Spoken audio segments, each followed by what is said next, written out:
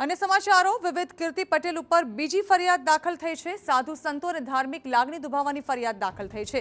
સાધુ સંતોને બદનામ કરવા સોશિયલ મીડિયામાં વિડીયો વાયરલ કર્યાની પણ ફરિયાદ છે। ઉદાસીન અખાડાના મહામંડલેશ્વર બજરંગદાસ બાપુએ આ અંગે ફરિયાદ નોંધાવી છે। બજરંગદાસ બાપુ હાલ પ્રભાસ પાટણ નિરાલી ખોડિયાર આશ્રમના મહંત છે। પોલીસે કીર્તિ પટેલને પકડવા ચક્રો ગતિમાન કર્યા છે। અલગ અલગ ટીમો બનાવી તપાસ હાથ ધરવામાં આવી છે।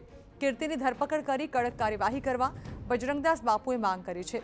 બજરંગદાસ બાપુએ ભવનાથ પોલીસ સ્ટેશનમાં અંગે ફરિયાદ દાખલ કરાવી છે।